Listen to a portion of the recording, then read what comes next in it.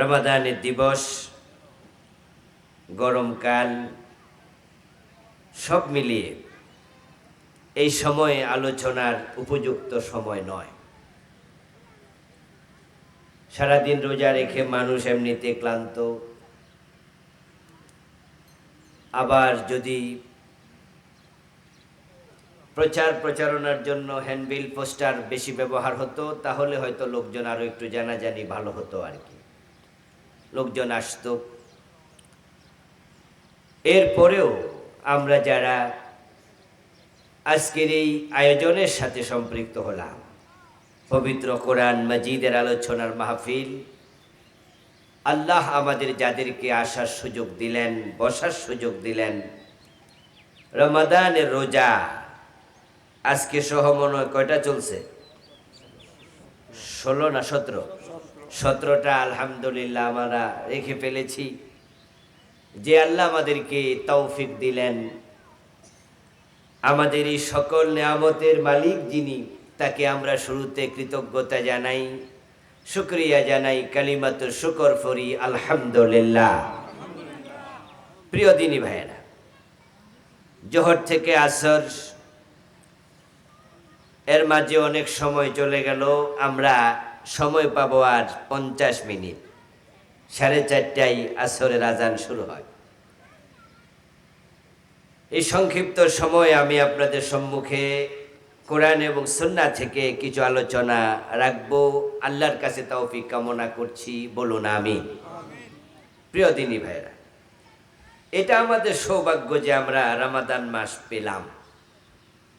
আলহামদুলিল্লাহ, ইতিমধ্যে 17 দিন চলেও গেল। আমরা আল্লাহর কাছে দোয়া করি, আল্লাহ এই রমাদানকে আমাদের সকলের নাজাতের ওসিলা বানিয়ে দিন। এই রমাদানের প্রতি রাতেই আল্লাহ তাআলা তার অসংখ্য বান্দাকে জাহান্নাম থেকে নিষ্কৃতি দেন, যাদের নাম কয়দিন আগেও জাহান্নামীদের তালিকায় ছিল। ইয়ামহুল্লাহু মা ইয়াশাউ ওয়া ইউসবিত ওয়া ইনদাহু উম্মুল কিতাব। কোরআন মাজিদে আল্লাহ তাআলা বলেন, আল্লাহর কাছে আছে মূল কিতাব, ইনদাহু উম্মুল কিতাব। উম্মুন মানি মূল, স্বাভাবিক সাধারণ অর্থে উম্মুন মানি মা। মা বলতে বোঝায় যার থেকে বাচ্চা দুনিয়া আসে, যার পেটে বাচ্চার জন্ম হয়। তো মা হলো বীজ যেখানে থাকে, মূল যেখানে থাকে। এজন্য সৌদি আরবের মূল জায়গা বাইতুল্লাহ। এই বাইতুল্লাহ যেই জায়গাতে, ওটাকে বলা হয় উম্মুল কোরা। কোরা কারিয়াতুন শব্দের বহু বচন। কারিয়াতুন মানে গ্রাম, জনপদ। উম্মুল কোরা মানে হচ্ছে জনপদের মূল। আমরা সবাই জানি যে পৃথিবী আল্লাহ যখন বানিয়েছেন, তার সূচনা করেছেন কাবা শরীফের যে জায়গা সেটা থেকে। এজন্য কাবাকে বলা হয় পৃথিবীর নাভি। ওয়াইদাল আরদু মুদ্দাত, কোরআনে আছে জমিনকে যখন বিস্তীর্ণ করা হলো। পৃথিবীটা এরকম ছিল না। আর শুহু আলাল মা, আল্লাহর প্রথম সৃষ্টি পানি, যেটা আরশ বানানোর আগে আল্লাহ বানিয়েছেন। এই পানির উপরে ছিল আরশ, এই জমিন তখন ছিলই না। এই পানির মাঝে ফেনা তৈরি হয়। এই ফেনার মাঝে আল্লাহ তাআলা মাটির সৃষ্টি করেন। এই ফেনা থেকে মাটি হলো। এই মাটি থেকে তারপর মহিলারা রুটি বানানোর জন্য যেমন খামির বানায় আটা দিয়ে, ময়দা দিয়ে, তারপর এবার বেলুনি দিয়ে চাপ দিলে এটা লম্বা হয়ে যায়, গোল হয়ে বিস্তীর্ণ হয়। আল্লাহ তাআলা সেই ফেনার মাঝে মাটি তৈরি করলেন, তারপরে মাটিটাকে তিনি টেনে বড় করলেন। আর এই মাটিটার প্রথম যেখানে জমা হওয়ার জায়গা, এটা হচ্ছে আজকের কাবা। সুবহানাল্লাহ। কাবা ঘরটা হচ্ছে পৃথিবীর বিস্তৃত হওয়ার মেইন জায়গা, এই জন্য ওই এলাকাকে বলা হয় উম্মুল কোরা, জনপদের মা। তো আমরা বলছিলাম আল্লাহ তাআলা কোরআন মাজিদ নাজিল করলেন, রমাদান আমাদেরকে দিলেন। এই রমাদানের মাঝে আল্লাহ তাআলা আমাদের জন্য এমন কিছু নেয়ামত দিলেন, যেই নেয়ামতগুলো আমাদেরকে আল্লাহর জান্নাতমুখী করবে। উম্মুন শব্দটার ব্যাখ্যাটা কোন জায়গা থেকে জানি শুরু করছিলাম?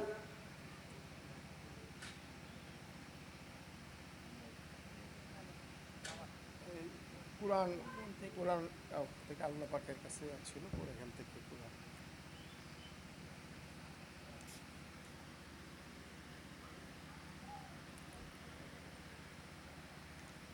উম্মুল কোরাতে কেন গেলাম? এই কোরআনটা জমা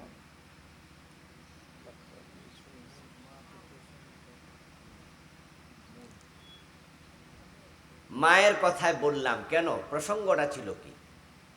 আলোচনার গতিটা কোন দিকে ছিল? হ্যাঁ হ্যাঁ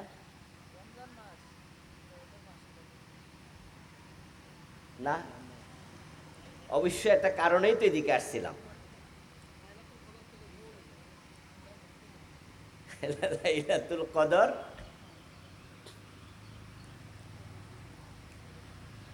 সুবহানাল্লাহ সুবহানাল্লাহ সুবহানাল্লাহ। আল্লাহুম্মা যাক্কিরনা মিনহু মা নাসিতু ওয়া আল্লিমনা মিনহু মা জাহিলতু। হাদিসের শিখানো দোয়া, কিছু ভুলে গেলে দোয়া পড়লে মনে হয়, আমরা এই জন্য পড়ে নিলাম, দেখি আল্লাহ মনে করাই দেয় কিনা। আমরা আলোচনা শুরু করছিলাম যে এই রমাদান পাওয়াটা সৌভাগ্যের।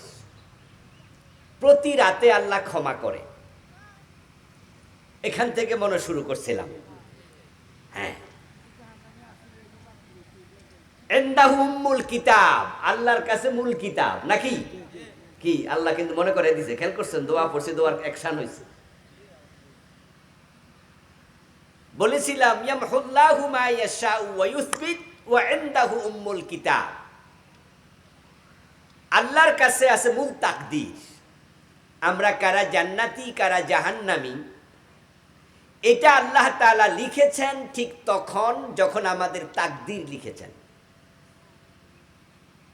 আদম আলাইহিস সালাম আল্লাহকে জিজ্ঞাসা করলেন, আল্লাহ আমার হাতের মুঠের মধ্যে এগুলা কি? আমি তো বুঝি না। আল্লাহ বলেন, আদম এগুলো হলো তোমার জান্নাতি সন্তানদের রূহ।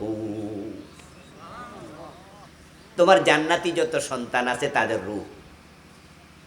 এবার বাম হাতের মুষ্টি খোলো।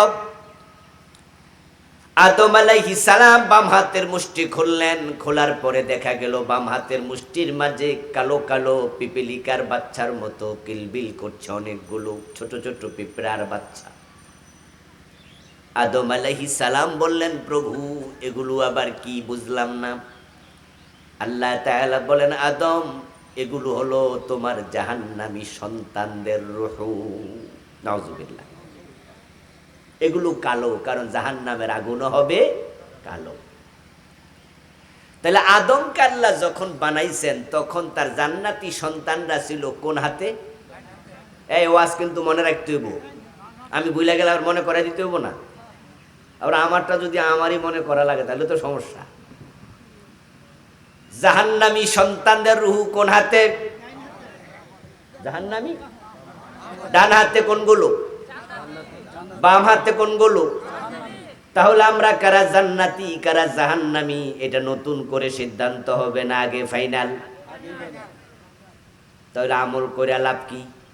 বাড়ির বইয়া থাকেন। এই হাদিস শোনার পরে সাহাবারাই প্রশ্ন করেছিলেন, আফালা নাত্তাকিলু ইয়া রাসূলুল্লাহ, হুজুর জান্নাতি আর জাহান্নামী যেহেতু আলাদা হয়ে গেছে তাহলে আর আমল করা কি দরকার? আমরা তাকদীরের উপরে ভরসা করে বসে থাকি। নবীজি বলছেন না, ইমালু কুল্লুন মুয়াসসারুন লিমা খুলিকা লাহ, ও আমার সাহাবারা আমল করো, কারণ যারে আল্লাহ জান্নাতের জন্য বানাইছে জান্নাতের আমল করা তার জন্য আল্লাহ সহজ বানাইয়া দেবে, আর যারে জাহান্নামের জন্য বানাইছে আকাম করাও তার জন্য সহজ করে দেবে। আমরা যারা রোজা রাখতেছি, বর্তমানে রোজা 14-15 ঘন্টা লম্বা। আচ্ছা, এটা যদি 17 ঘন্টা লম্বা হয়তো রাখতাম না, 18 ঘন্টা হইলে, 20 ঘন্টা হইলে। আর যারা বেরোজদারি, রোজা যদি 10 ঘন্টা হইতো তাও রাখতো না। এই যে গত 4 বছর আগে, 5 বছর আগে জানুয়ারি মাসে রোজা গেছে না, প্রতিদিন প্রতি বছর 10 দিন করে তো যাইতেছে, আগাইতেছে। এখন কিছু গরমকাল, জানুয়ারি মাসে তো রোজা আসিল মাত্র 13 ঘন্টা, তখনও কি বেরোজদারি আসিল না? এ 10 ঘন্টা হইলেও রাখতো না, আর আমরা 22 ঘন্টা হইলেও রাখতাম। আল্লাহ যারে জান্নাতের জন্য বানাইছে তারে জান্নাতের কাজ করা সহজ করে দেয়। সুবহানাল্লাহ পড়ে। এই যে আমরা তাহলে রোজা রাখতে পারতেছি, এটা কার দয়া? আচ্ছা, এখন জাহান্নামীরা বাম হাতে, জান্নাতীরা আল্লাহ আদম আলাইহিস সালামের ডান হাতে তাদেরকে রাখলেন, তারা আছে ডান হাতে। এবার রাসূলুল্লাহ, আল্লাহ তাআলা কোরআনে বলতেছে আমহুল্লাহু মা ইয়াশা। এবার শোনো, আমার আল্লাহ মাঝে মাঝে যা লিখছে সেখানে পরিবর্তন করে। রাসূলুল্লাহ বলেন, রমজান যখন আসে প্রতি রাতে ওই বাম হাতে যারা ছিল সেখান থেকে আল্লাহ কিছু রূহকে ডান হাতে দিয়ে দেয়, যাদের নাম ছিল জাহান্নামীদের তালিকা। কিন্তু রোজার মাস আসার পরে তারা সিদ্ধান্ত নিল, রোজার আগে অনেক সুদ খাইছি, আর খামু না। যা, এত বছর পর্যন্ত রোজা রাখি নাই, এখন থেকে সিদ্ধান্ত নিলাম যে এবার একটাও ভাঙবো না। গত বছরও ফাইজলামি করছে, ফাঁকিবাজি করছে, এবার বালামতো রোজা রাখতেছে, এমন 2-4 জন নাই? এই রোজার আগেও নামাজ পড়ে না, এই রোজায় ভালো করে নামাজি হইয়া গেছে, এমন 2-4 জন নাই?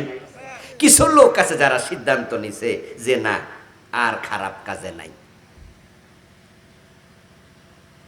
যে জালেমরা গত 15-20 বছর দেশ চালাইছে, 15 বছর চালাইতে যাইয়া হুজুরদেরকে মারছে, আলেমদেরকে মারছে, গত বছর রমজানে ঢাকা বিশ্ববিদ্যালয় ইফতার মাহফিল করতে ফলাফান উদ্যোগ নিছে।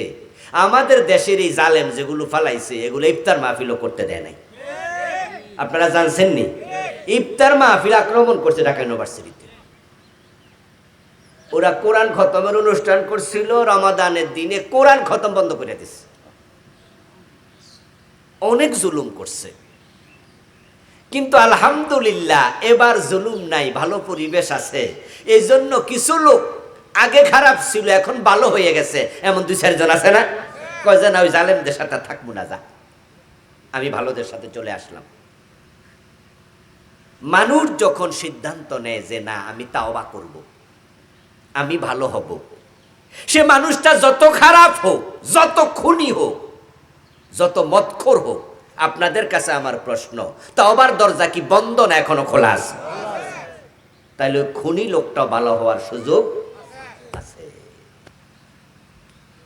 মদখোরও ভালো হওয়ার সুযোগ আছে। قال رسول الله صلى الله عليه وسلم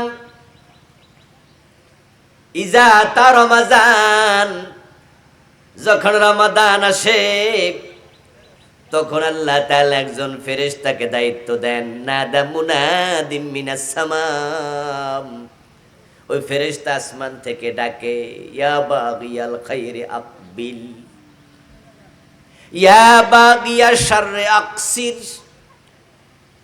আল্লাহ বলেন, ফেরেশতা বলে, ও কল্যাণকামী দৌড়াও, কল্যাণের মাস আসছে, রহমতের মাস, বরকতের মাস, নাজাতের মাস। জান্নাতের দরজা খোলা, জাহান্নামের দরজা বন্ধ, তোমরা থেমে যাও, অকল্যাণকামী থেমে যাও, দৌড়াইয়া আসো তাওবার দরজার দিকে, জান্নাতের দরজার দিকে। ওয়ালিল্লাহি উতাকাউ মিনান নার ওয়া যালিকা কুল্লা লাইলা। ওই ফেরেশতা আওয়াজ দিয়ে দিয়ে বলে, রমাদানের প্রতিটা রাতে যাদের নাম জাহান্নামীদের তালিকায় ছিল, যাদের রূহগুলো আদমের বাম হাতে ছিল, আল্লাহ রোজার বরকতে তাদের রূহগুলাকে জাহান্নামের কাতার থেকে নাম কেটে আদমের ডান হাতে ঢুকায়া দেয়। জাহান্নাম থেকে আল্লাহ মুক্তি দেয়। ইয়ামহুল্লাহু মা ইয়াশা, আল্লাহ যা চায় মুছে দেয়। ওয়া ইউসবিতু, আবার কাউকে কাউকে জাহান্নামের তালিকায় রেখে দেয়। ইনদাহু উম্মুল কিতাব, মূল বই, মূল কিতাব কার কাছে? প্রিয় ভাইরা, রমাদান আসছে, আল্লাহর অসংখ্য বান্দা ক্ষমা পেয়ে গেছে 17 দিনে। অনেক জাহান্নামীকে আল্লাহ জাহান্নাম থেকে অলরেডি মুক্তি দিয়ে দিছেন। জানি না আমরা যারা এখানে আছি, আমরা আদমের কোন হাতে এখনো আছি। আমরা কেউ জানি না যে আমাদের নামটা আসলে কোন তালিকায় আছে। জানেন কেউ?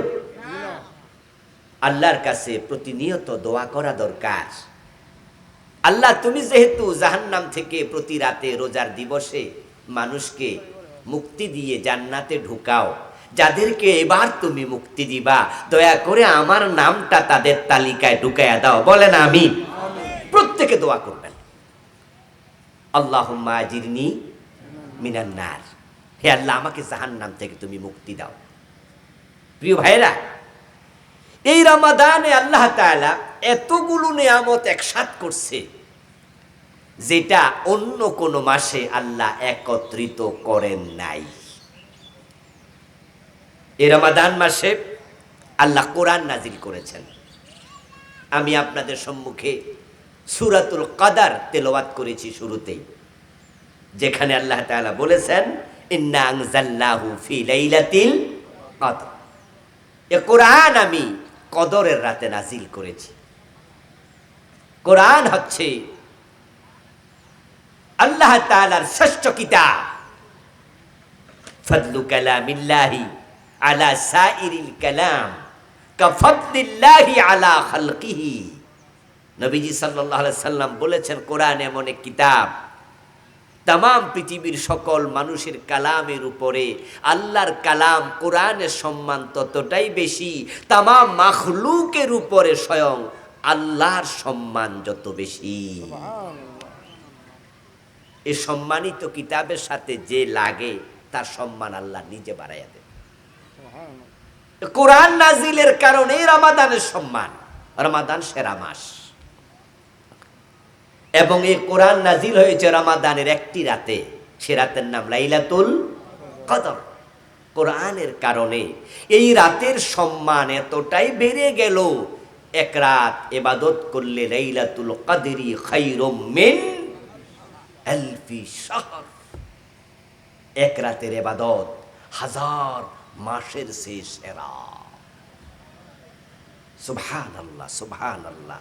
আপনি কি ভাবতে পারেন, এ কোরআন পায় নাই অতীতের কোন উম্মত, তাই তারা লাইলাতুল কদরের সম্মানটাও পায় নাই। এটা উম্মতে মুহাম্মাদীর প্রতি আল্লাহর স্পেশাল দান। কেন? কারণটা কি? কারণ হচ্ছে উম্মতে মুহাম্মাদী সেরা নবীর উম্মত, তারা শ্রেষ্ঠ উম্মত। কুনতুম খায়রা উম্মাহ, তোমরা সৃষ্টির মাঝে সেরা উম্মত। কিন্তু বলুন তো, উম্মতে মুহাম্মাদীর হায়াত অন্য অন্য নবীর উম্মতের চেয়ে বেশি না কম? কত কম? এত কম আছে, আমরা যে বয়স পেয়ে মারা গেলে আমাদের মন্তব্য হয়, মাশাআল্লাহ ভালো হায়াত পাইছে। যেমন আমাদের কেউ যদি 80 বছর পাইয়া মারা যায়, 90 বছর বয়সে মারা যায়, তখন আমরা শুনলে কি বলি? আমরা বলি আলহামদুলিল্লাহ, মাশাআল্লাহ ভালো হায়াত পাইছে। কিন্তু অতীতে এমন উম্মত ছিল, 80 বছর বয়সে মারা গেলে এলাকার মানুষ কইতো, হারে বাচ্চা মানুষ মরে গেছে। 950 বছর, 800 বছর, 700 বছর মানুষ অ্যাভেলেবেল বাঁচত। হযরত নূহ আলাইহিস সালাম দ্বীনের দাওয়াত দিছে কত বছর? 950 বছর। শুধু দাওয়াতি কাজই করছে 950 বছর। আদম আলাইহিস সালাম হায়াত পেয়েছেন 1000 বছর। এরকম 800-900 অ্যাভেলেবল। যেমন বাংলাদেশের মানুষ নরমালি কত বছর বাঁচে? 60, 70, 75। এটা কি অ্যাভেলেবেল বয়স না? ঠিক তৎকালে 800 বছর, 700 বছর অ্যাভেলেবেল বাঁচত। এই জন্য কেউ যদি 80 বছর, 90 বছর বাঁচত, মানুষ কইতো আহারে বাচ্চা মানুষ মেরে গেছে। আচ্ছা, যারা 800 বছর বাঁচত তারা নামাজ পড়ছে 800 বছর, রোজা রাখছে 800 বছর, জিকির করছে 800 বছর, ইবাদত করছে 800 বছর, আর আমরা বাঁচলামই 70 বছর। এখন তাদের ইবাদত আর আমাদের ইবাদত সমান না তাদেরটা বেশি? আচ্ছা,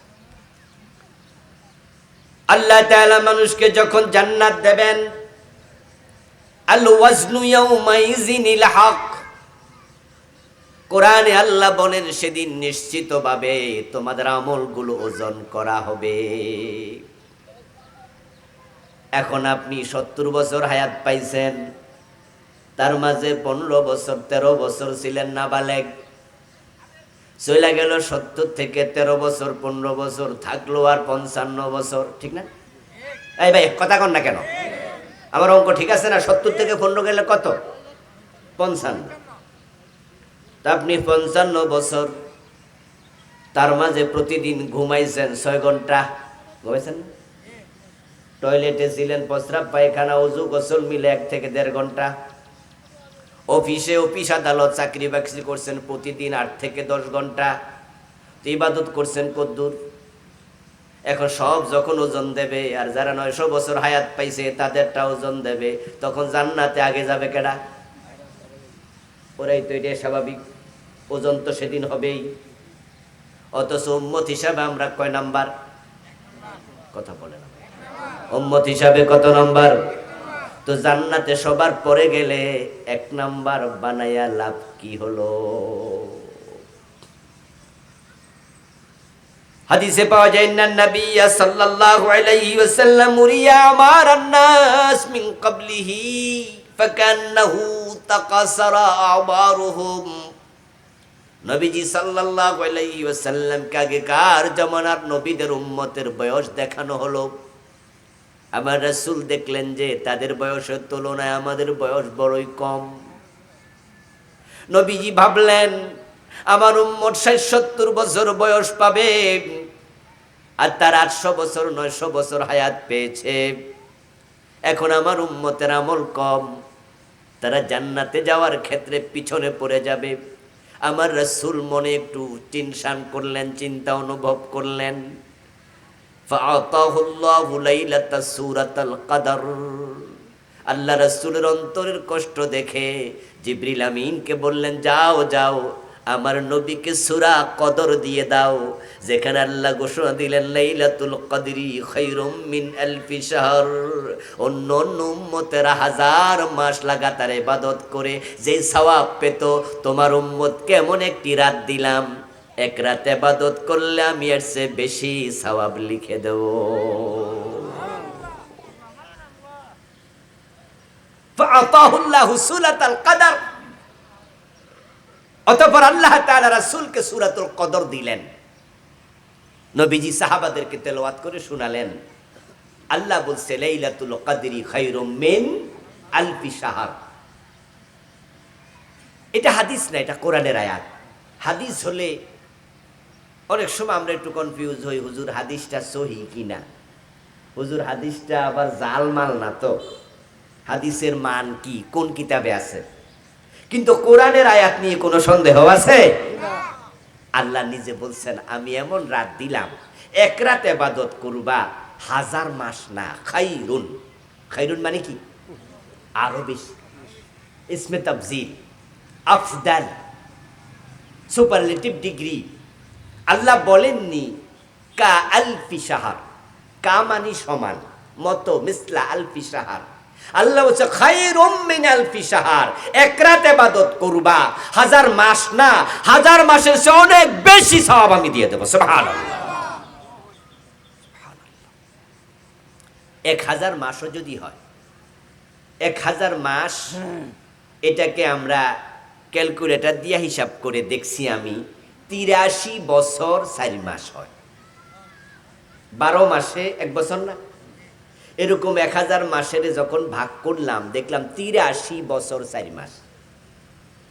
যদি এই রমজানে আমরা লাইলাতুল কদর পাই তাহলে 83 বছর লাগাতার লাগাতার, বুঝেন কিন্তু যে আপনি আল্লাহু আকবার বলে নিয়ত করছেন নামাজে, আপনি এই নামাজের সালাম ফিরান নাই, শুধু তেলাওয়াত করতে করতে রুকু সেজদা দিতে দিতে এত লম্বা নামাজ লাগাতার 83 বছর 4 মাস পরে সালাম ফিরাইছেন। এই নামাজে যত সওয়াব হতো কদরের রাতে ইবাদত করলে আল্লাহ ওই পরিমাণ সওয়াব দিয়ে দেবে, বা তার চেয়ে আরো বেশি।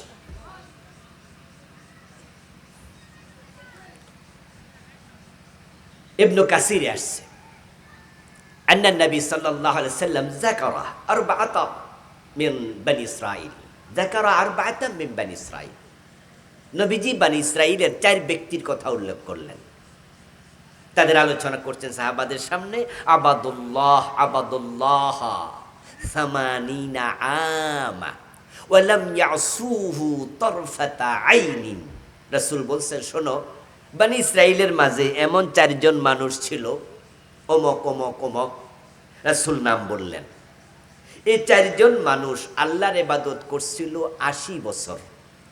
এই 80 বছরে এমন ইবাদত করছে 1 সেকেন্ড আল্লাহর অবাধ্য হয় নাই, কোনো গুনার কাজ 80 বছরে একটাও করে নাই। ফাআজাবা আসহাবু রাসূলিল্লাহি সাল্লাল্লাহু আলাইহি ওয়াসাল্লাম, রাসূলুল্লাহ সাহাবীরা শুনে আশ্চর্য হইলেন, হুজুর বলেন কি, 80 বছরে কোনো গুনাহ করে নাই, আর আমাদের বয়স 30, 40, 50, 60, চুরি করছি, মিছা কইছি, গীবত করছি, রোজা ভাঙছি, নামাজ নষ্ট করছি, চোখের খেয়ানত করছি, কত রকমের অন্যায়, সুদ খাইছি, ঘোষ খাইছি, আর ওরা 80 বছরে একটা গুনাহ করে নাই। তাহলে জান্নাতে তো আমাদের আগে এক দৌড়ে চলে যাবে, তো আমরা শ্রেষ্ঠ নবীর উম্মত হয়ে এত লাভ হলো না। আল্লাহ নবী সাল্লাল্লাহু আলাইহি ওয়াসাল্লাম যখন এই কথা শোনালেন, সাহাবারা বিস্মিত হলো, নিজেদের ব্যাপারে আফসোস করলো। আল্লাহ তাআলা তখন সূরা আল কদর নাজিল করে মেসেজ দিলেন, তোমরা যদি এক রাত ইবাদত করো তাহলে 80 বছর না 83 বছরের সে বেশি সওয়াব আমি দিয়ে দেব। সুবহানাল্লাহ। লাইলাতুল কদর খায়রুম মিন আলফি শাহর। প্রিয় ভাইরা, নবীজি সাল্লাল্লাহু আলাইহি ওয়াসাল্লাম বলেন যে আল্লাহ তাআলা তিনি ঘোষণা করলেন, তোমরা সকাল থেকে জোহর পর্যন্ত কাজ করবে, আমি তোমাদেরকে এই পরিমাণ সওয়াব দেব। তখন একদল উম্মত রাজি হলো, তারা হলো ইয়াহুদি। তারা বলল যে আমরা রাজি, সকাল থেকে দুপুর পর্যন্ত আমরা কাজ করব, এই পরিমাণ সওয়াব দেব। তখন খ্রিস্টানরা বলল যে আমরা ইবাদত করতে রাজি। তখন ঈসা নবীর উম্মতদেরকে আল্লাহ ওই কাজে দায়িত্ব দিলেন, ওই পরিমাণ সওয়াব দিলেন। এবার আল্লাহ বললেন, আসর থেকে মাগরিব পর্যন্ত যারা কাজ করবে তাদেরকে আমি এত এত এত পরিমাণ সওয়াব দেব। উম্মতে মুহাম্মাদি বলল যে আমরা এই কাজ করতে রাজি।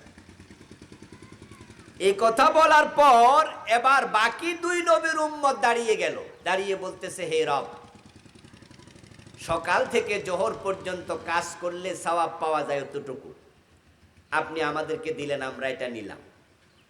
জোহর থেকে আসর পর্যন্ত কাজ করলাম, এটা কয় ঘন্টা? সকাল থেকে জোহর পর্যন্ত যা সময় তার 5 ভাগের 1 ভাগ বা আরো কম, হেরা সওয়াব পাইয়া গেল আমাদের সমান। কাম করলো কম, সওয়াব পাইলো বেশি, না হয় এটাও আমরা মাইনা নিলাম। কিন্তু আসর থেকে মাগরিব পর্যন্ত উম্মতে মুহাম্মাদি কাজ করলো, ওদেরকে সওয়াব দিলেন এত এত এত, আমাদের 5 গুণ 7 গুণ বেশি। এটা কি হইল? এটা কি হলো? আল্লাহ তাআলা তাদেরকে বলেন, এই ঈসা নবীর উম্মত, মুসা নবীর উম্মত, তোমাদেরকে আমি যেই পরিমাণ সওয়াব দিব বলেছিলাম, কাজ করলে যেই পরিমাণ, আমি কি কম দিছি? তারা কয়, না আল্লাহ, আপনি কম দেন নাই, বলছিলেন যাহা দিয়েছেন তাহা।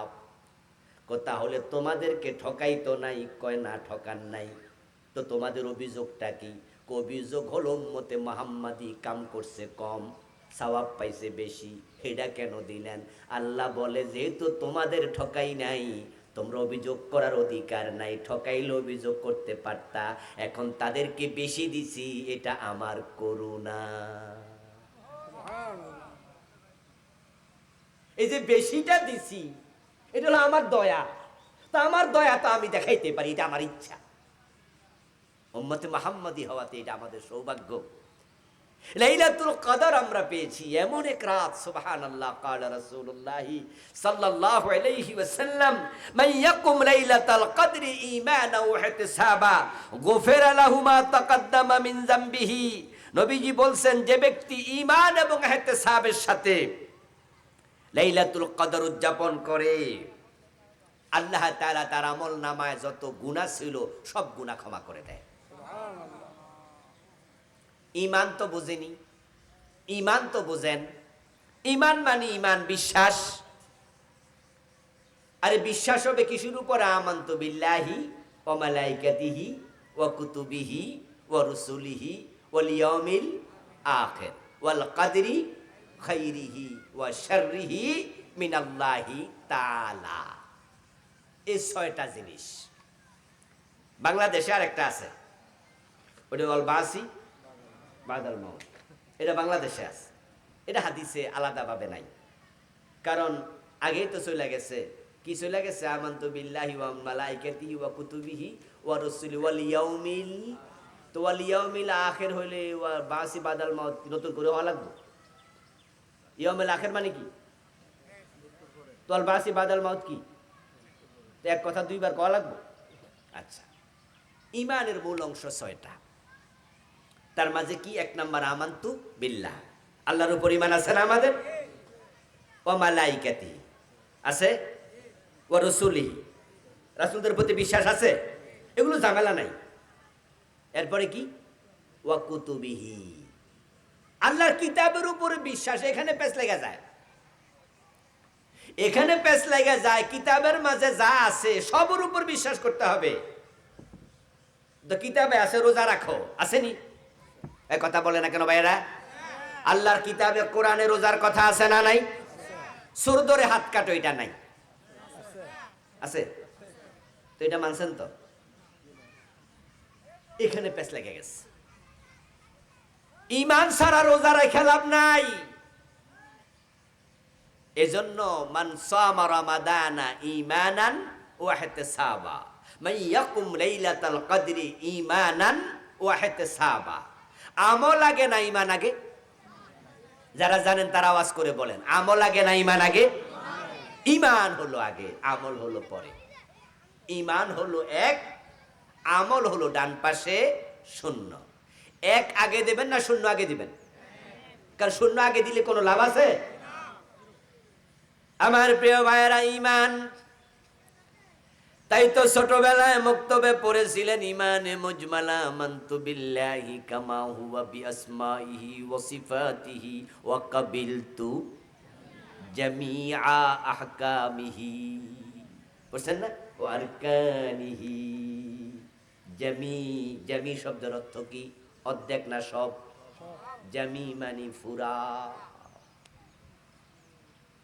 ও দোস্ত, ঈমান ছিল এমন যে আল্লাহ তোমার যত হুকুম আমি সব হুকুম মানতে রাজি। আল্লাহ বলছে কুতিবা আলাইকুমুস সিয়াম, তোমরা রমাদানের রোজা রাখো, এটা ফরজ করা হলো। ফামান শাহিদা মিনকুমুশ শাহরা ফালিয়াসুমহু, রোজা ফরজ। এবার আপনারা সবাই রোজাওয়ালা। ওই কোরআনে আল্লাহ বলে আনাকিমুদ্দিন, দিন কায়েম করো। অথচ দিন কায়েমের কথা শুনলে চেহারা কালো হয়ে যায়, অথচ উনি রোজাওয়ালা। রোজা রাখছে, কোরআনে আছে রোজা ফরজ। তো দিন কায়েম করা কি নফল না ফরজ? তো দিন কায়েমের বিরুদ্ধে রোজাওয়ালা মানুষ। আল্লাহ বলছে চোর ধরে হাত কেটে দাও। আল্লাহ বলছে জেনা করলে 100 বেত লাগাও। নবীজি সাল্লাল্লাহু আলাইহি সাল্লাম বলছেন মদ পান করলে 80 বেত লাগাতে হবে। রাসূল বলছে আমার মেয়ে ফাতেমা চুরি করলে ফাতেমার হাতটাও কেটে দেব। এখন আপনাকে যদি বলি চোর ধরে হাত কাটার জন্য আইন দরকার, আর আইন বানাইতে হলে সংসদে নেতা পাঠানো দরকার। যেই নেতা কোরআনের আইনের পক্ষে থাকবে, নেতাই যদি চোর হয়, সে তো হাত কাটার আইন কোনোদিন করবে না। আসেন না ভালো নেতার পক্ষে কথা বলি। চোর ধরে হাত কাটা লাগবে, আপনার চেহারা কালো হয়ে গেল, হুজুর রাজনীতির ওয়াজ করে কেন? যখনই বলা হবে মদ পান করলে 80 বেদ দিতে হবে, আপনার ভালো লাগবে না, রাজনীতির ওয়াজ হয়ে গেল। তো মদ পান করলে 80 বেদ দিতে হবে, এটা আমার রাসূলের হাদিস। চোর ধরে হাত কাটতে হবে, এটা আমার আল্লাহর আদেশ। এখন আপনার কাছে আল্লাহর কিছু বিধান ইবাদত, কিছু বিধান রাজনীতি। যদি এমনটাই হয়, তাহলে বোঝা গেল কোরআনের উপরে পুরা ঈমান এখনো আসে নাই।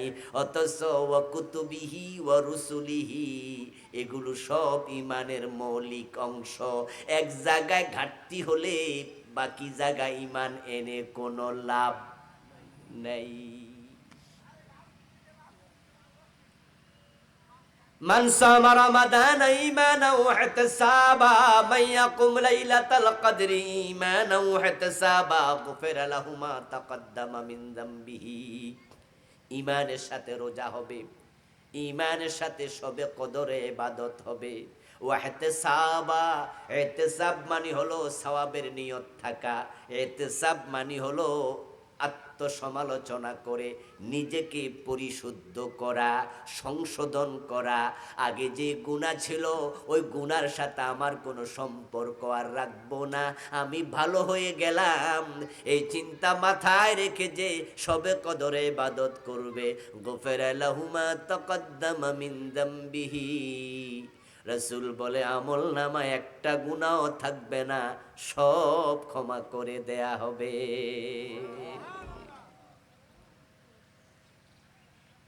রাসূলুল্লাহ সাল্লাল্লাহু আলাইহি ওয়াসাল্লাম যখন শবে কদরের শেষ দশক রমাদানে প্রবেশ করতেন, তখন তিনি এত বেশি ইবাদত করতেন।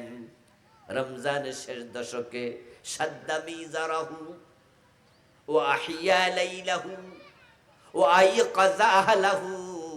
মায়েশা থেকে বর্ণিত হাদিস, আমার রাসূল রমজানের শেষ দশকে কোমরে গামছা বেঁধে নামতেন।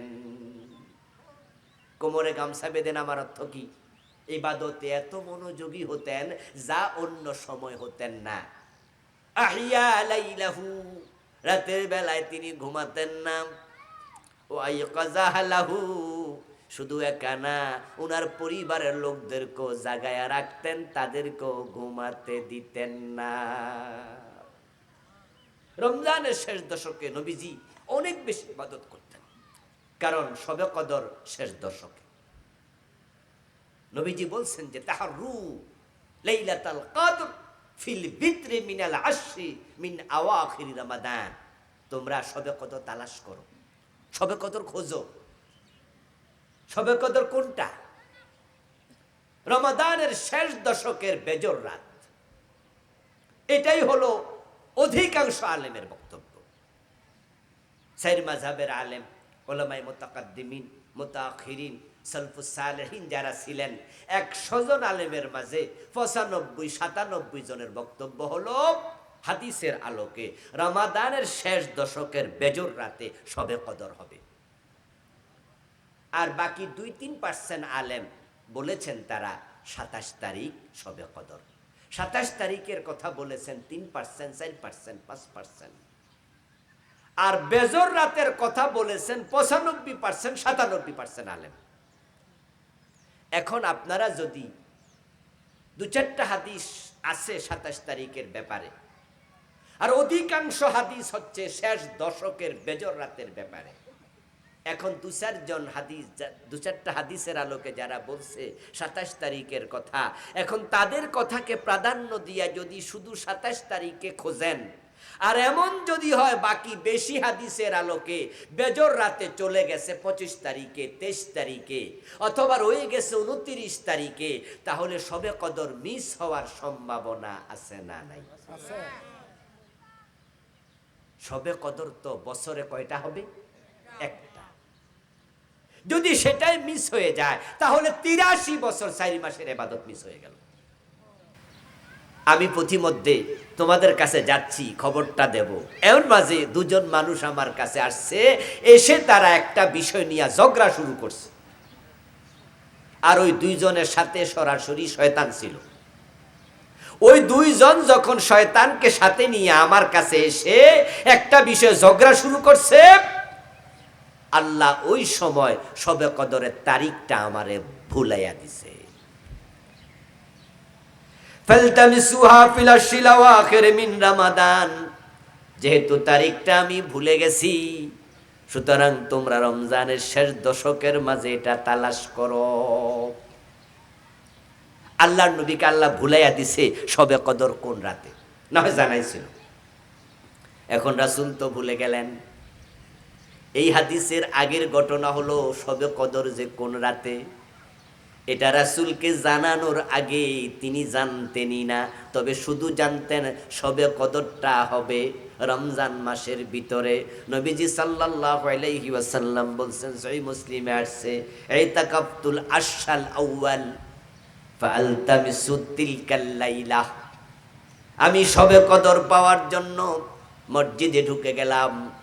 রমজানের প্রথম দশক আমি ইতিকাফ করলাম এবং ইতিকাফ করা অবস্থায় আমি শবে কদর তালাশ করতে থাকলাম, কিন্তু ফালাম আজিদহা, শবে কদর আমি প্রথম দশকে পাই নাই। সুম্মা আতাকাফতুল আশরাল আওসাত, তারপর আমি শবে কদর পাওয়ার জন্য রমজানের দ্বিতীয় দশক, দ্বিতীয় 10 দিন ইতিকাফ করলাম, কিন্তু শবে কদর আমি পেলাম না। ফাউতিতু, তারপর আমার কাছে আনা হলো, আমাকে জানানো হলো, বলা হলো, ইন্নাহা ফিল আশরিল আওয়াখির মিন রমাদান। ও নবীজি, যে শবে কদর আপনি তালাশের জন্য রমাদানের 20 দিন মসজিদে কাটাইয়া দিলেন, ওটা প্রথম 20 দিনে নাই, শবে কদর আছে রমজানের শেষ দশকে। তা রাসূলুল্লাহ সাল্লাল্লাহু আলাইহি সাল্লাম এখন থেকে তিনি শবে কদর পাওয়ার জন্য আর ইতিকাফ মিস করতেন না। আল্লাহর নবী সাল্লাল্লাহু আলাইহি সাল্লাম হিজরতের পর থেকে ইন্তেকাল পর্যন্ত তিনি কখনো ইতিকাফ ছাড়েন নাই। প্রতি বছর তিনি ইতিকাফ করতেন। ইন্তেকালের আগের বছর তিনি যুদ্ধ ব্যস্ত থাকার কারণে ইতিকাফ করতে পারেন নাই। পরের বছর, ইন্তেকালের আগের বছর পারেন নাই। পরে ইন্তেকালের আগের বছর তিনি ইতিকাফ করেছেন 20 দিন। আগেরটা ফসায় দিছে। ইতিকাফ হচ্ছে শবে কদর পাওয়ার জন্য সর্বোত্তম মাধ্যম। শবে কদর শেষ দশকের বেজর রাতে। আর আপনি যদি ইতিকাফে ঢুকে যান, তাহলে আপনি জোর রাতেও মসজিদে, বেজর রাতেও মসজিদে, সুতরাং কোনোভাবে শবে কদর মিস হওয়ার সম্ভাবনা নাই। রাসূলুল্লাহর কাছে এক সাহাবী আসলো, তিনি অসুস্থ ছিলেন। ওই সাহাবী রাসূলুল্লাহর কাছে এসে বলছে, ইয়া রাসূলুল্লাহ, ইন্নী রাজুলুন শাইখুন কাবীরুন আলীলুন। হুজুর, আমি একজন অসুস্থ বুড়া মানুষ। ইয়াশুক্কু আলাইয়াল কিয়াম, শবে কদর পাওয়ার জন্য শেষ দশকের প্রতি রাতেই ইবাদত করা, দাঁড়িয়ে থাকা, নামাজ পড়া, এটা আমার জন্য কঠিন, আমি অসুস্থ মানুষ। ফা'মুরনি বিলাইলাতিন লাআল্লাল্লাহা ইউওয়াফিকুনি ফিহা লাইলাতাল কদর। আপনি আমাকে একটি রাতের ব্যাপারে স্পেশাল আদেশ দেন যে ওই রাতে যেন আমি ইবাদত করি, আর আল্লাহ আমার শবে কদরটা দিয়া দেয়। আমি অসুস্থ মানুষ, প্রতি রাতে পারবো না, এক রাত জাগতে চাই, সে রাত কোনটা? কালা আলাইকা বিসাবিআ। এটাও আহমদের হাদিস, মুসনাদে আহমদের হাদিস, সহিহ হাদিস। রাসূল তখন ওই সাহাবীকে বললেন, তাহলে তুমি রমজানের 27 তারিখ রাতে জাগ্রত থাকিও।